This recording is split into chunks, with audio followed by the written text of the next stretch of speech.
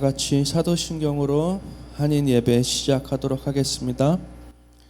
전능하사 천지를 만드신 하나님 아버지를 내가 믿사오며 그 외아들 우리 주 예수 그리스도를 믿사오니 이는 성령으로 잉태하사 동정녀 마리아에게 나시고 본디오 빌라도에게 고난을 받으사 십자가에 못 박혀 죽으시고 장사한 지 사흘 만에 죽은 자 가운데서 다시 살아나시며 하늘에 오르사 전능하신 하나의 우편에 앉아 계시다가 저리로서 산자와 죽은 자를 심판하러 오시리라. 성령을 믿사오며 거룩한 공예와 성도가 서로 교통하는 것과 죄를 사하여 주시는 것과 몸이 다시 사는 것과 영원히 사는 것을 믿사옵나이다. 아멘. 우리 다 같이 새 찬송가 20장에 있는 큰 영광 중에 계신 주 다 같이 찬양하도록 하겠습니다.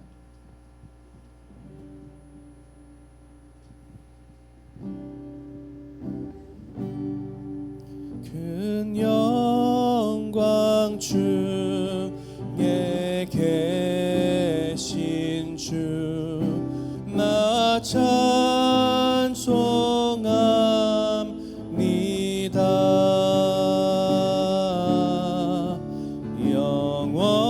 영원히 계신 주 이름 나 찬송합니다.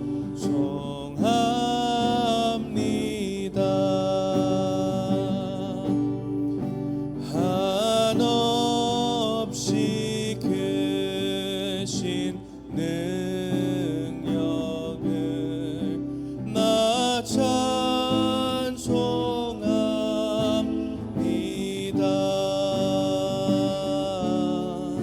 참 되고 미쁜 그의 언약 나 찬송합니다.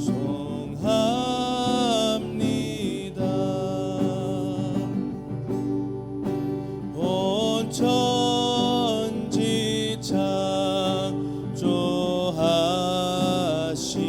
창조하시던 그 말씀이 있어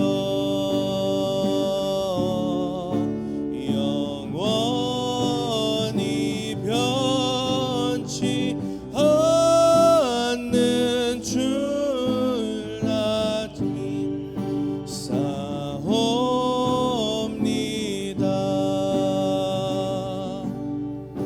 그 온유하신 춤성 날 불러주시고 그 품에 품어 주시니 나 찬송합니다.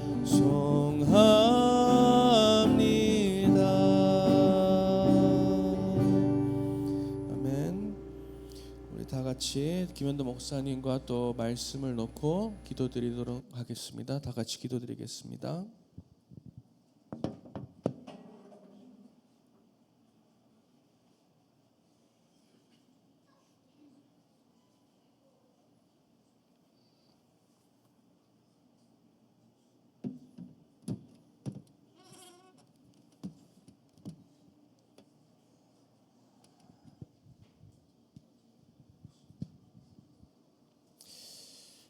감사드리며 모든 것 우리 주 예수 그리스도 이름으로 기도합니다.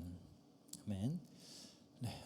하나님 말씀 고린도전서 2장 6절에서 9절까지 함께 살펴보도록 하겠습니다. 고린도전서 2장 6절에서 9절 말씀입니다. 제가 읽습니다. 그러나 우리가 온전한 자들 중에서는 지혜를 말하노니 이는 이 세상의 지혜가 아니요 또 이 세상에서 없어질 통치자들의 지혜도 아니요 오직 은밀한 가운데 있는 하나님의 지혜를 말하는 것으로서 곧 감추어졌던 것인데 하나님이 우리의 영광을 위하여 만세 전에 미리 정하신 것이라. 이 지혜는 이 세대의 통치자들이 한 사람도 알지 못하였나니 만일 알았더라면 영광의 주를 십자가에 못 박지 아니하였으리라. 기록된 바 하나님이 자기를 사랑하는 자들을 위하여 예비하신 모든 것을 눈으로 보지 못하고 귀로 듣지 못하고 사람의 마음으로 생각하지도 못하였다 함과 같으니라. 아멘. 지난주에 우리는 아주 중요한 질문을 하나 함께 나누었습니다. 그 질문이 우리의 믿음은 무엇 위에 서 있는가였어요. 그래서 우리는 바울이 고린도에서 그런 화려한 웅변이나 어떤 세상 철학을 거부하고 오직 예수 그리스도와 그분의 십자가만을 전했던 그 이유를 이제 살펴보았습니다. 바울이 약함과 어떤 두려움 가운데 성령의 나타나심과 능력만을 의지했다라고 했죠. 왜였죠? 고린도 교회 성도들의 믿음이 사람의 지혜가 아니라 하나님의 능력 위에 서기를 원했기 때문이에요. 그리고 이제 참 하나님의 능력 되시는 예수 그리스도만이 우리의 흔들리지 않는 믿음의 기초가 될 수 있는 겁니다. 그래서 고린도전서 3장 11절에 바울이 이렇게 말하죠.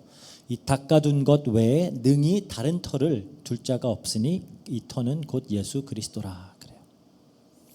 하지만 여기서 우리가 좀 오해하지 말아야 될 사실이 있습니다. 바울이 세상의 지혜를 거부하고 나는 십자가 외에 다른 것을 알지도 않기로 작정했다라고 선언을 했을 때 그게 기독교는 무슨 지성도 없고 논리도 없고 그저 맹목적이고 아주 무지한 그런 종교라는 뜻일까요?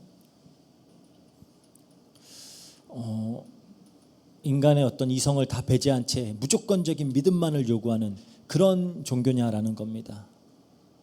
그래서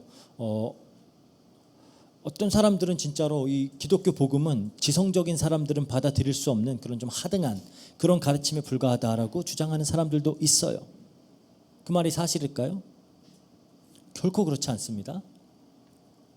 사실 하나님이 인간에게 이성, 또 감성, 의지 이런 걸 허락하신 이유는 이 모든 것을 다 동원해서 하나님을 찾고 하나님을 더욱 깊이 알아가라는 거예요. 그래서 너무 이성만을 절대시하거나 감정만을 강조하거나 혹은 의지에만 무게를 두는 신앙 그거 건전하다라고 볼 수 없습니다. 이성, 감성, 의지 모두 다 하나님께서 우리에게 선물로 허락하신 것이에요. 그럼 바울이 말의 지혜와 아름다운 것을 거부했다라고 했을 때 아예 지혜를 전하지 않겠다라는 말이냐? 아니라는 거죠. 바울도 지혜를 전하고 있습니다. 바울도 지혜를 전하고 있어요. 6절에 보니까 그러나 우리가 온전한 자들 중에서는 지혜를 말하노니 이는 이 세상의 지혜가 아니요 또 이 세상에서 없어질 통치자들의 지혜도 아니요 그러죠. 그래서 이제 그러나라는 접속사에 우리가 좀 살펴봐야 되는데요. 그러니까 앞에서 다루었던 말과 지혜의 아름다운 것과는 대조를 이루는 어떤 다른 지혜를 지금 얘기하고 있는 거예요. 다른 지혜. 그렇다면 이 하나님의 지혜가 무엇일까요? 그리고 이 지혜는 누구에게 주어지는 걸까요? 또 왜 감추어졌다가 드러났다라고 할까요? 이게 우리에게 어떤 의미를 가질까요? 그래서 우리가 오늘 본문을 통해서 좀 이런 놀라운 좀 진리들을 살펴보고자 하는데요. 오늘은 좀 이 본문의 특성상 좀 교리적인 부분들을 좀 많이 설명을 해야 돼요. 그래서 조금 이렇게 딱딱하게 느껴질 수도 있지만 좀 집중해서 잘 들어주시길 바라고요. 또 이걸 성경적으로 이제 설명을 하려다 보니까 성경 구절이 좀 많이 인용할 거예요, 오늘은. 그래서 조금은 인내하면서 오늘은 따라와 주시기를 바랍니다. 본문을 살펴보도록 하겠습니다. 6절을 볼게요. 바울이 지금 다른 지혜에 대해서 말하고 있는데 특별히 온전한 자들 중에 지혜를 말한다 그래요. 그럼 이제 온전한 자들이 누구냐라는 질문이 들죠. 헬라어로는 텔레이오스라고 하는 단어인데 온전한 자들, 이게 성숙한, 완전한, 온전한이라는 의미를 가진 단어예요. 그러니까 여기서 바울이 말하는 온전한 자들, 이게 이제 어떻게 보면 3장과도 연결을 해서 이해가 될 수가 있어요. 왜냐하면 3장 1절에 바울이 고린도 교인들을 뭐라고 부르냐? 형제들아, 내가 신령한 자들을 대함과 같이 너희에게 말할 수 없어서 육신에 속한 자, 그리스도 안에서 어린 아이들을 대함과 같이 하노라 그래요. 그러니까 이 두 부류의 신자를 지금 대조를 하고 있는 겁니다. 신령한 자들이 있고 육신에 속한 자들이 있다라는 거예요. 근데 우리가 또 여기서 주목해 봐야 될 점은 고린도 교인들이 비록 영적으로 미숙하고 육신에 속한 그런 모습들을 보이고 있지만 바울은 그래도 그들을 그리스도 안에서 어린아이들이다라고 불러요. 즉 그들도 그리스도 안에 있는 자들이라는 거죠. 그러면 이 6절에 말하는 온전한 자들은 누굴 가르치는 거냐? 어떤 영적 성숙도의 어떤 단계를 말한다라기보다는 이거는 그냥 다 복음을 받아들인 자들, 성령을 받은 자들, 거듭난 자들을 의미한다라고 이해하는 게 오히려 더 맞아요. 그러니까 세상 사람들과는 구별되는 하나님의 지혜를 받아들일 수 있는 능력을 가진 자들을 말하는 거예요. 왜 이렇게 해석을 하느냐? 10절을 보면은 이거는 우리가 이제 다음 주에 더 깊이 살펴볼 텐데 오직 하나님이 성령으로 이것을 우리에게 보이셨으니 그러거든요. 그러니까 바울이 곧바로 성령의 계시에 대해서 말을 하기 시작합니다. 그리고 또 12절 가면은 우리가 세상의 영을 받지 아니하고 오직 하나님으로부터 온 영을 받았으니 그렇게 말을 해요. 그러니까 여기서 온전한 자들, 6절의 온전한 자들은 이 성령을 받은 자들을 의미한다라고 볼 수가 있는 겁니다. 세상의 영이 아니라 하나님의 영을 받아서 거듭난 자들, 그러니까 복음을 받아들이는 자들을 말하는 거죠. 그러니까 세상 사람들은 성령을 받지 못한 자들은 하나님 지혜를 이해할 수 없어요. 그들에게 복음은 어리석어 보입니다. 하지만 성령을 받은 그 거듭난 자들은 하나님의 지혜를 받아들일 수가 있죠. 왜냐하면 성령께서 그들 안에 거하시면서 진리를 깨닫게 하시기 때문이죠. 이건 저희가 다음 주에 좀 더 이제 깊이 좀 성령론, 성령의 역사를 다루면서 다룰 내용이고요. 그래서 오늘 본문에서의 온전한 자들은 좀 영적으로 좀 더 성숙한 사람들을 의미한다라기보다는 복음을 믿고 성령을 받아서 하나님의 자녀된 모든 자들을 의미한다라고 볼 수 있어요. 비록 고린도 교회에 아직 어린아이처럼 성숙하지 못한 그런 자들이 있었지만 그들도 그리스도 안에는 있기 때문에 성령을 받았잖아요. 하나님의 지혜를 이해는 할 수 있는 자들이라는 거죠. 이게 굉장히 놀라운 은혜입니다. 우리가 뭐 특별히 뛰어나서가 아니라 우리가 더 지혜로워서가 아니라 하나님께서 성령을 주셔서 우리가 하나님의 지혜를 깨달을 수 있도록 하셨다라는 거예요. 그러면서 바울이 이제 온전한 자들에게 말하는 이 지혜는 어떤 것인지를 이제 설명하면서 먼저 두 가지는 확실히 아니다라고 밝혀요. 첫 번째 뭐가 아니냐? 이 세상의 지혜가 아니요 그래요. 그러니까 세상 사람들이 추구하는 지혜는 아니다라는 겁니다. 그 당시에 어떤 철학자들의 지혜, 뭐 수사학자들의 지혜, 이 세대의 어떤 지식인들이 자랑하는 그런 지혜가 아니다라는 거죠. 우리가 이미 배웠듯이 세상의 지혜로는 하나님을 알지 못해요. 고린도전서 1장 21절에 그러죠. 그래서 이거는 아닙니다. 또 아닌 게 뭐냐? 이 세상에서 없어질 통치자들의 지혜도 아니요 그래요. 이 세상의 권력자들, 뭐 통치자들, 지도자들이 가졌던 그 어떤 힘의 논리, 그 지혜와도 본질적으로 다르다라고 하면서 없어질 것이다라고 이렇게 말을 하는데 이게 헬라어로 이제 카타르게오, 그러니까 무효화되다, 폐지하다, 소멸되다라는 뜻이에요. 그러니까 이 세상의 지혜는 다 일시적이다라는 겁니다. 영원하지 않아요. 세상의 권력도 세상의 지혜도 모두 사라집니다. 역사만 봐도 알 수가 있죠. 그 대단했던 바벨론의 느부갓네살 어디 갔어요? 페르시아의 그 고레스, 헬라의 그 알렉산더, 로마의 그 많은 가이사들, 그들이 자랑하던 그 지혜 다 어디 갔냐? 없어졌어요. 다 지나가는 겁니다. 그들의 왕국도 무너지고 그들의 철학도 다 빛을 잃습니다. 하지만 하나님의 지혜는 달라요.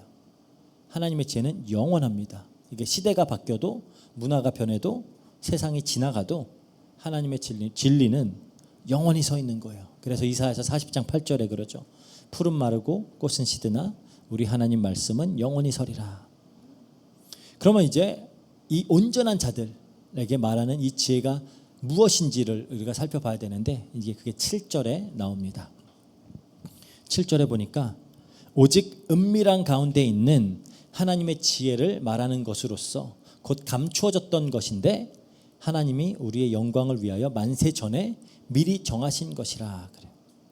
이 한 절 안에 참 너무나 풍성한 그런 진리가 담겨 있습니다. 그래서 우리가 하나씩 좀 차근차근 살펴보겠는데요. 먼저 은밀한 가운데 그러죠.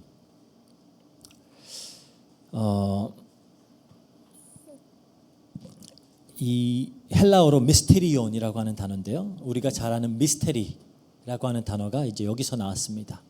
그 뜻은 뭐냐? 감추어졌던 것들이 드러나는 것을 의미하는 거예요. 감추어졌었지만 드러나게 되는 것, 그거를 이제 미스테리온이라고 하는데요.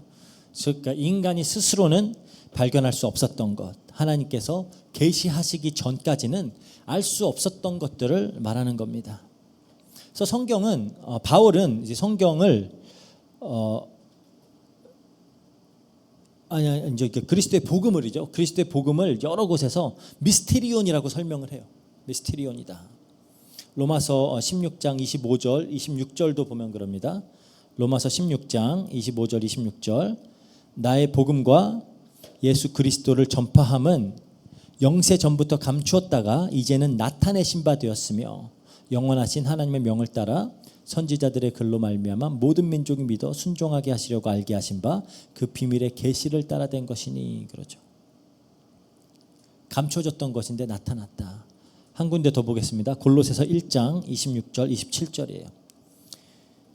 골로새서 1장 26절 27절. 이 비밀은 만세와 만대로부터 감추어졌던 것인데 이제는 그의 성도들에게 나타났고 하나님이 그들로 하여금 이 비밀의 영광인 이방인 가운데 얼마나 풍성한지를 알게 하려 하심이라.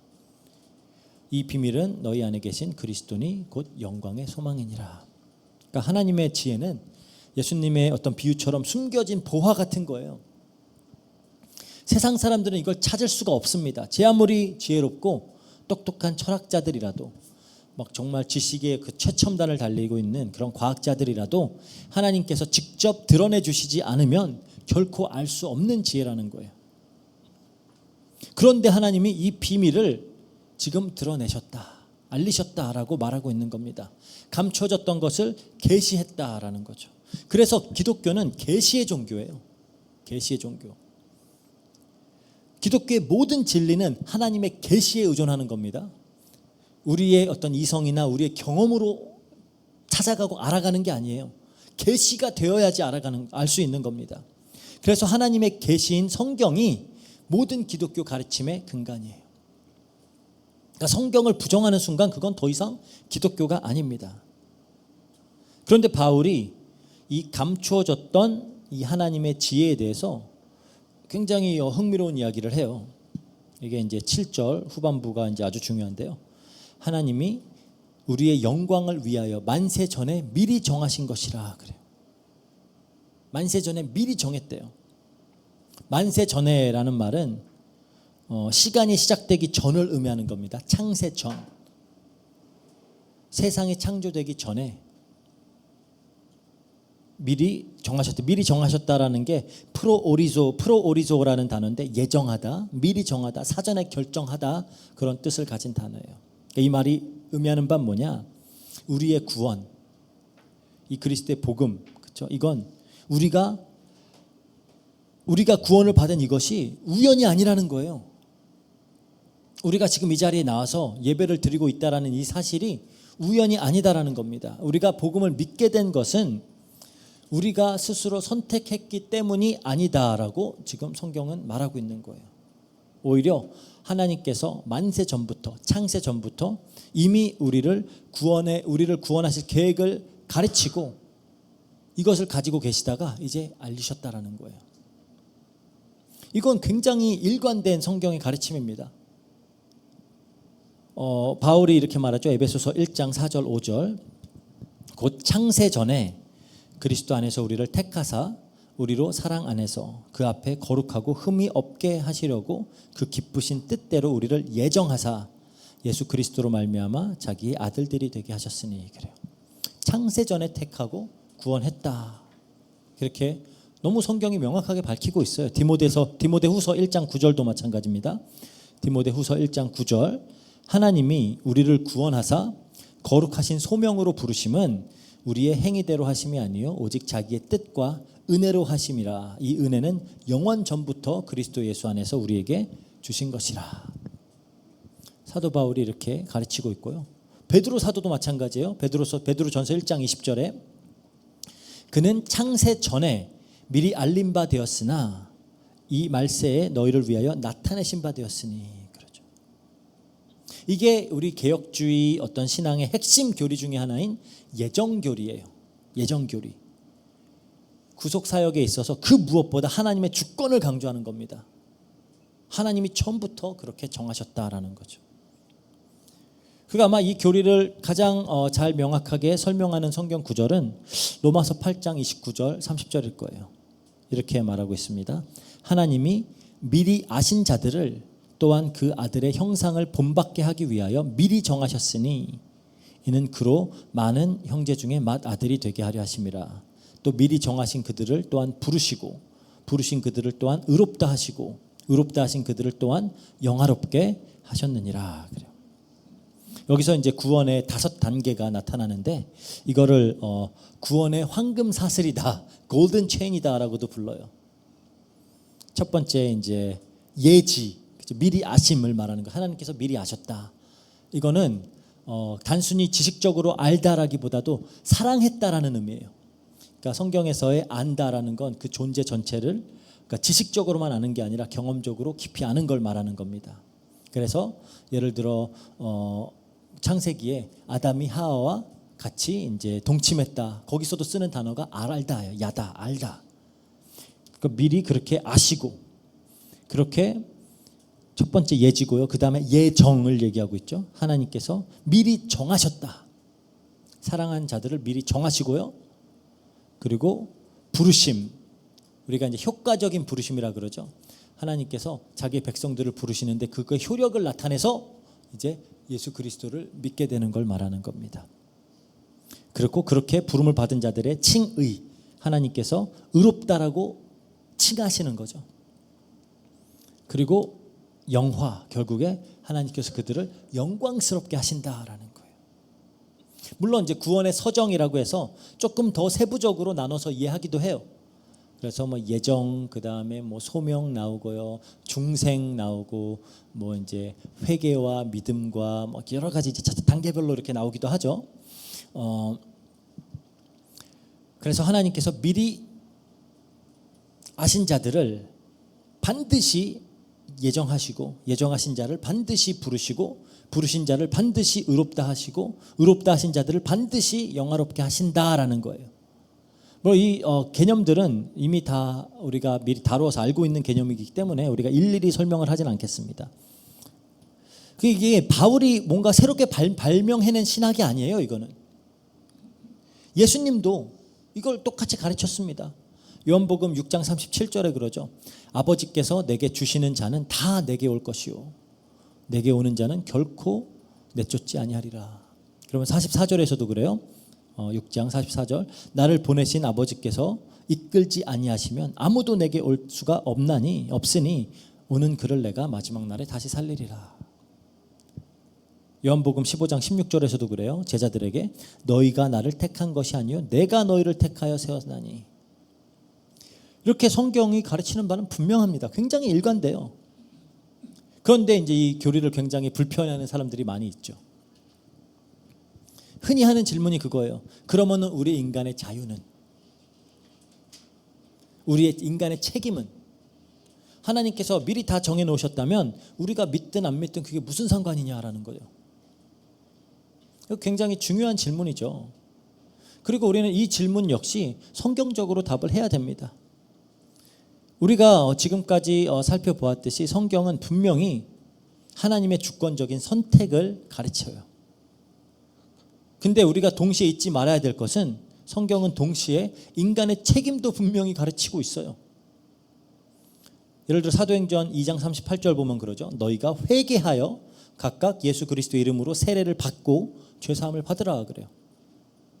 예수님도 이렇게 말씀하시죠. 요한복음 3장 16절에 우리가 너무나 잘 아는 구절이죠. 하나님이 세상을 이처럼 사랑하사 독생자를 주셨으니 이는 그를 믿는 자마다 멸망하지 않고 영생을 얻게 하려 하심이라. 그러니까 성경은 계속 회개해라, 믿어라, 순종해라 또 명령을 하고 있거든요. 이건 우리 책임입니다. 그러면 이게 이제 조화가 안 된다라고 할 수가 있는데요. 사실 인간의 자유로운 선택과 책임은 하나님의 주권과 대치되는 그런 반대 개념이 아니에요. 오히려 하나님의 주권 안에 포함이 된 개념입니다. 그러니까 다시 말하면 하나님의 그 완전한 주권 안에서 인간의 자유 의지와 책임도 허락하셨다라는 거예요. 그러니까 인간의 자유와 책임 또한 하나님의 주권 안에 있어요. 그럼 이제 그런 질문이 드는 거죠. 그러면 만약에 인간이 의도적으로 하나님의 뜻을 반하는 선택을 한다면 그럼 하나님의 뜻은 좌절되는가? 라는 거죠. 과연 그럴까요? 근데 그렇지 않아요. 하나님의 지혜는 우리 인간의 어떤 선택을 아득히 뛰어넘고 있어요. 그래서 만약에 예를 들어서 모든 인간이 담합을 해서 함께 하나님의 뜻에 대적한다라고 해도 하나님은 그들의 불순종들을 서로 이용해가지고 그 상호작용을 통해서라도 하나님의 뜻을 다 이루어내십니다. 우리는 하나님을 불순종한다라고 하고 있는데 그게 결국 하나님의 뜻을 이루어내는 거예요. 그래서 이게 이제 어떻게 보면 비밀이죠. 하지만 우리가 이제 또 착각하지 말아야 되는 건 하나님의 주권과 인간의 어떤 선택과 책임이라는 이 진리의 조화를 어떤 수학 공식이나 과학 법칙처럼 딱 떨어지게 정립할 수는 없어요. 여전히 신비의 영역 속에 있는 겁니다. 하나님이 하시는 일이에요. 그래서 신명기 29장 29절 보면 그러죠. 감추어진 일은 우리 하나님 여호와께 속하였거니와. 그래요. 나타나신 일은 영원히 우리와 우리 자손에게 속하였나니 이는 우리에게 율법의 모든 말씀을 행하게 하심이라. 그렇죠? 감추어진 게 있고 나타난 것 행하게 하시는 게 있다라는 거예요. 이게 조화를 이루고 있는 겁니다. 이게 인간의 어떤 유한한 이성으로는 완전히 이해할 수 없는 영역이에요. 그냥 인정하고 들어가면 되는 겁니다. 확실한 사실은 하나님은 주권적으로 택하시고 동시에 우리는 믿고 회개하고 순종해야 한다라는 사실이에요. 또 이제 이 예정교리를 이야기하면 또 우려를 표하는 사람들이 있는데 이렇게 말합니다. 하나님께서 구원하실 자들을 다 정하시고 선택하셨다면 전도는 뭐하러 하냐? 전도할 필요 없는 거 아니냐? 근데 이 예정교리를 가장 분명하게 가르쳤던 사도 바울을 보세요. 전도를 게을리했나요? 오히려 그 누구보다 열정적으로, 그렇죠? 고린도전서 9장 22절 보면은 내가 모든 사람에게 모든 것이 되어 어떻게 하든지 몇 사람을 구하려 함이니 막 그래요. 누구보다 열정적으로 복음을 전했던 사람이 이 사도 바울입니다. 왜냐? 하나님께서 누구를 구원하실지만 정하신 게 아니라 그들을 어떻게 구원할지도 정하셨어요. 그 수단이 전도와 선교입니다. 그걸 우리와 함께 해 나가시겠다라는 거예요. 그리고 우리가 잘 생각해 보면 우리가 우리의 구원에 확신을 가질 수 있는 이유도 우리의 구원이 우리의 선택이 아니라 하나님의 작정에 근거해 있기 때문입니다.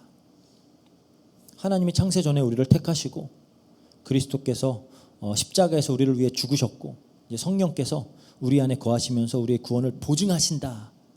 이 사실이 우리에게 확신이 되는 거예요. 내 선택이면은 그렇게 우리가 확신할 수 없겠죠.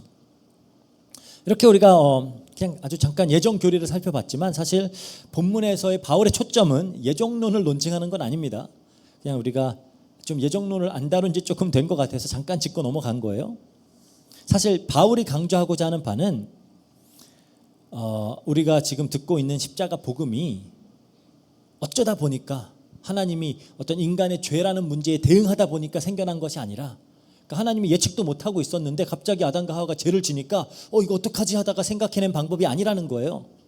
그게 아니라 영원 전부터 그렇게 작정된 하나님의 지혜라는 겁니다. 다시 한번 7절을 볼게요. 하나님께서 이제 만세 전에 이 지혜를 미리 정하신 목적이 뭔지를 밝히고 있죠. 바울이 말합니다.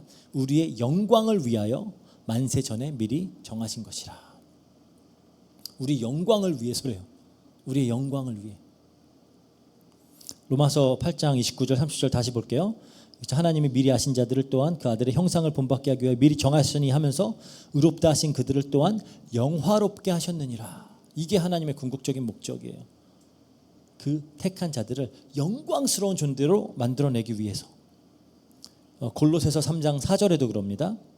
우리 생명이신 그리스도께서 나타나실 그때 너희도 그와 함께 영광 중에 나타나리라. 얼마나 놀라운 은혜입니까? 정말 상상도 못할 큰 사랑이죠. 죽어 마땅한 그 우리를 영광스럽게 하시기 위하여 우리가 그리스도와 함께 영광 받도록 하기 위해서 만세 전부터 이 구원을 계획했다라고 성경이 이야기하고 있는 거예요. 너무 놀랍죠. 우리 이제 8절 9절을 함께 보겠습니다. 이 지혜는 이 세대의 통치자들이 한 사람도 알지 못하였나니 만일 알았더라면 영광의 주를 십자가에 못 박지 아니하였으리라. 기록된 바 하나님이 자기를 사랑하는 자들을 위하여 예비하신 모든 것은 눈으로 보지 못하고 귀로 듣지 못하고 사람의 마음으로 생각하지 못하였다 함과 같으니라. 그러니까 하나님의 지혜, 하나님의 구원 계획을 이 세대의 통치자들은 한 사람도 알지 못했다 그래요. 이 세대 통치자들 누구죠? 뭐 좁게는 예수님을 십자가에 못 박았던 그 사람들이죠. 빌라도, 뭐 헤롯, 대제사장들, 그 산헤드린 공회원들, 뭐 로마 군병들, 또 넓게 봐서는 이 세상의 모든 권력자들, 지도자들, 지혜롭다라고 자처하는 그런 모든 사람들이 자기의 지혜를 의존하고 있을 때 모르는 거예요. 그래서 그들은 하나님의 구원의 계획을 깨닫지 못했습니다. 만약 알았더라면 바울 말대로 예수님을 십자가에 못 박지 않았겠죠. 근데 여기서 놀라운 역설이 일어나는 거예요. 그들은 알지 못해서 예수님을 십자가에 못 박았는데 바로 그 십자가가 하나님의 구원의 계획이었던 거예요. 그들은 악을 행했는데 하나님은 그것을 통해서 선을 이루시는 겁니다. 그러니까 우리가 지난 몇 주간 계속 배웠듯이 그래서 이 십자가를 보고 하나님의 지혜의 정점이다라고 하는 거예요. 십자가에서 하나님의 공의와 하나님의 사랑이 만납니다. 우리가 흔히 생각하기에 공의와 사랑은 서로 상반된 개념이잖아요. 근데 십자가에서는 공의와 사랑이 만나요. 십자가에서는 하나님의 거룩하심과 긍휼이 함께 만납니다. 이 죄에 대한 심판과 죄인에 대한 구원이 동시에 이루어진 곳이 십자가예요. 만세 전부터 하나님께서 그렇게 구원하시기로 계획을 하셨다라는 겁니다. 그러면서 이제 바울이 이사야서 64장 4절을 인용하면서 하나님께서 자기를 사랑하는 자들을 위하여 예비하신 모든 것들, 그러니까 예비하신 모든 것들에 대해서 말을 하고 있어요. 이사야서 64장 4절 보면 그러죠. 주 외에는 자기를 앙망하는 자를 위하여 이런 일을 행하신 신을 예로부터 들은 자도 없고 귀로 들은 자도 없고 본 자도 없느니라 없었나니라 나이다 그래요. 그러니까 이런 신이 어딨냐라고 하는 거죠 지금. 그럼 하나님이 예비하신 모든 게 뭘까요? 하나님께서 예비하신 모든 것. 이게 그냥 어떤 사람들은 하나님께서 예비하신 건 우리가 나중에 죽어서 갈 천국이지 막 그런 얘기를 해요. 막 도로가 금으로 깔려 있고 막 보석이 휘황찬란한 그거를 얘기하는 걸까요? 근데 흥미로운 사실은 이 예비하신이라는 말이 과거 시제로 되어 있어요. 그러니까 이미 다 준비가 되어 있다라는 겁니다. 그럼 하나님께서 그렇죠? 하나님께서 예비하신 그게 뭘까요? 이거를 이제 바울이 에베소서에 가면 굉장히 잘 설명을 합니다. 에베소서 한번 1장 3절부터 우리가 쭉 볼게요. 에베소서 1장 3절 보면은 찬송하리로다 하죠 하면서 하나님 곧 우리 주 예수 그리스도의 아버지께서 그리스도 안에서 하늘에 속한 모든 신령한 복으로 우리에게 주시되 그러죠. 그러면서 그 신령한 복이 뭔지를 이제 쭉 나열을 하기 시작합니다. 이게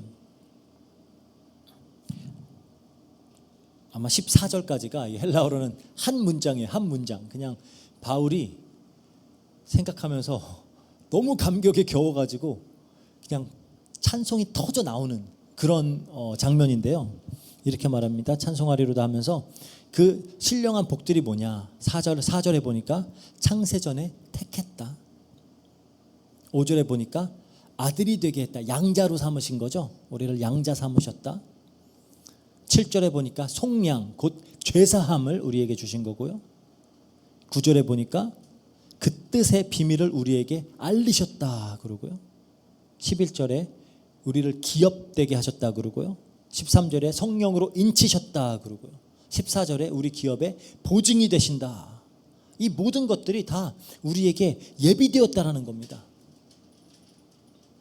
이게 다 예비된 거예요. 처음부터. 이뿐이 아닙니다. 베드로 사도는 또 이걸 이렇게 말해요. 베드로후서 1장 3절에서 4절. 베드로후서 1장 3절에서 4절 이렇게 말합니다. 그의 신기한 능력으로 생명과 경건에 속한 모든 것을 우리에게 주셨으니 이는 자기의 영광과 덕으로서 우리를 부르신 이를 알므로 말미암으니라. 이로써 그 보배롭고 지극히 큰 약속을 우리에게 주사 이 약속으로 말미암아 너희가 정욕 때문에 세상에서 썩어질 것을 피하여 신성한 성품에 참여하는 자가 되게 하려 하셨느니라. 생명과 경건에 속한 모든 것, 그래서 우리가 하나님의 성품에 참여할 수 있도록 하는 그걸 다 주셨다라는 거예요. 이 모든 게 이미 우리의 겁니다. 미래에 받을 것이 아니라 그리스도 안에서 이미 우리에게 주어진 거예요.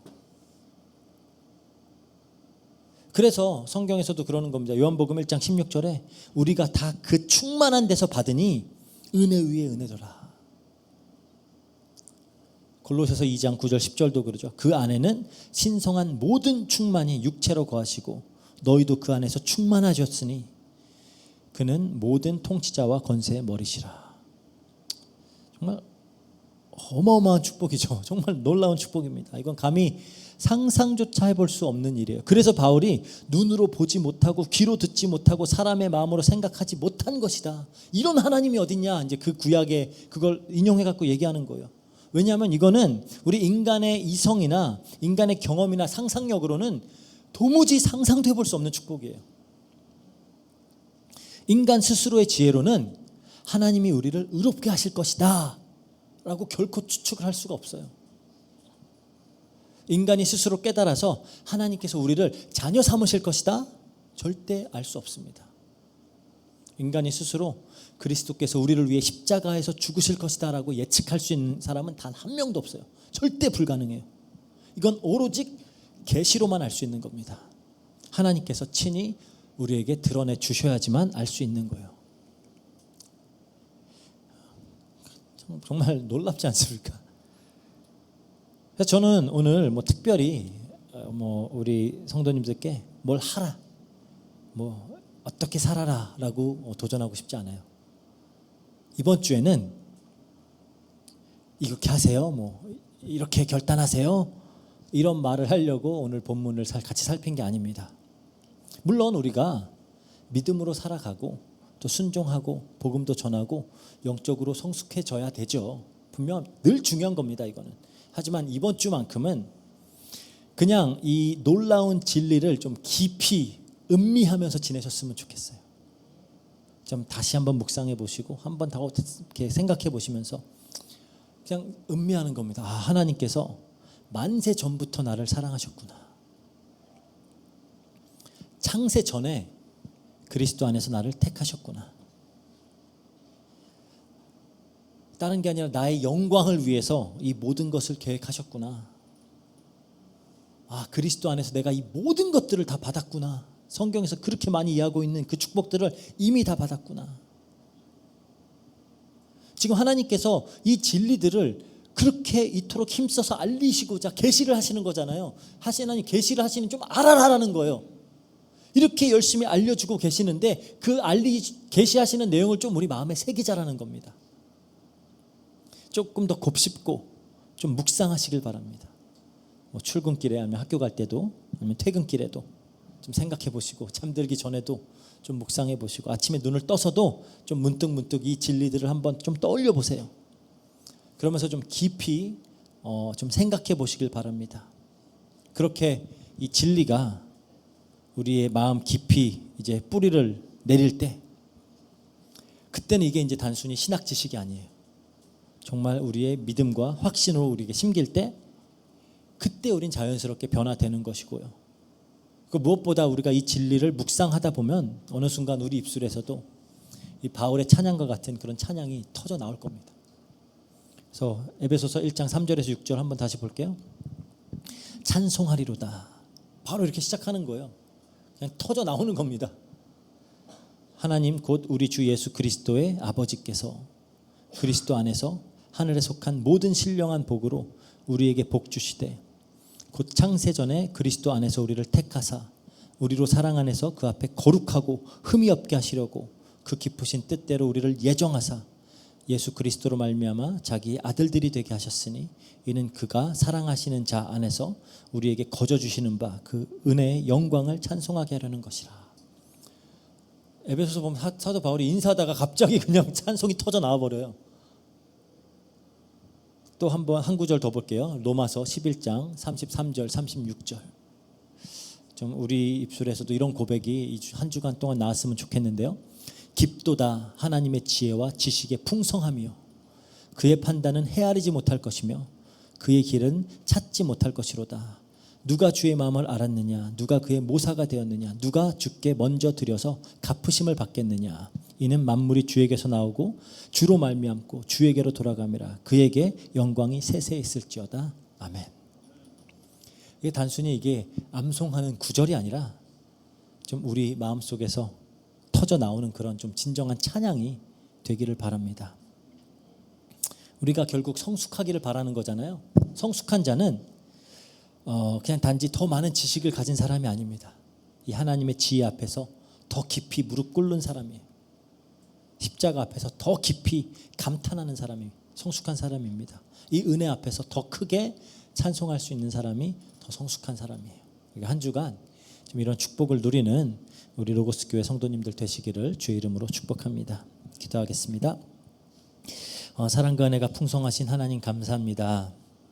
정말 하나님께서 우리를 너무나도 사랑하셔서 우리를 구원하시기로 창세 전부터 계획하시고 우리에게 얼마나 어마어마한 축복이 주어졌는지를 알리시기 위하여 또 이 숨겨진 것들을 우리에게 드러내시고 알려주시니 너무나 감사합니다.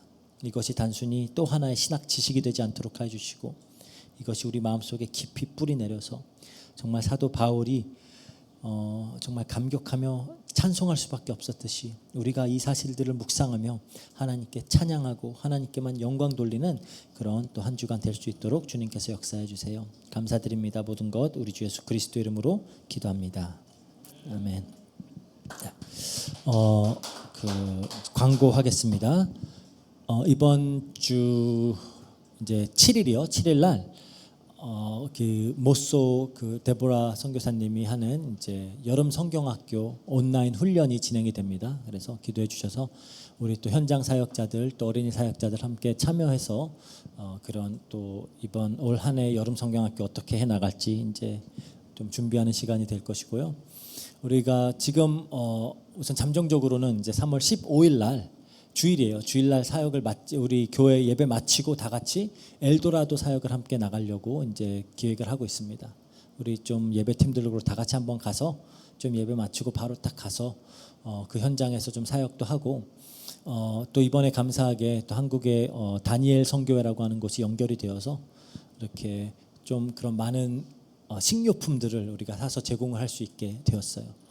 이게 장 보는 게 만만치가 않은데 뭐 거의 스타렉스에 가득 차더라고요. 한 8만 페소치가 되는데 그걸 가지고 우리가 가서 이렇게 이제 현장 그 저희 사역하는 가족 아이들의 가족들 뭐 이제 주변 사람들 나눠주면서 또 이제 교회로 초청도 하고 그곳에서 또 찬양도 하고 하면서 그렇게 함께 사역하는 시간이 되었으면 좋겠고요. 이제 마지막 주일날 우리 이제 유아 아이들 세례하고 또 우리 이제 집사로 임명받을 친구들 집사로 임명하고 또 우리 신학생들도 좀 전도사로 이제 이렇게 좀 임명을 하고 하는 그런 시간을 갖고자 합니다. 다 같이 기도 부탁드립니다. 이상입니다. 우리 주님 가르쳐 주신 기도로 예배 마치도록 하겠습니다. 하늘에 계신 우리 아버지여 이름이 거룩히 여김을 받으시오며 나라에 임하옵시며 뜻이 하늘에서 이룬 것 같이 땅에서도 이루어지이다. 오늘날 우리에게 일용할 양식을 주옵시고 우리가 우리에게 죄진 자를 사하여 준 것 같이 우리 죄를 사하여 주옵시고 우리를 시험에 들게 하지 마옵시고 다만 악에서 구하옵소서. 대개 나라와 권세와 영광이 아버지께 영원히 있사옵나이다. 아멘.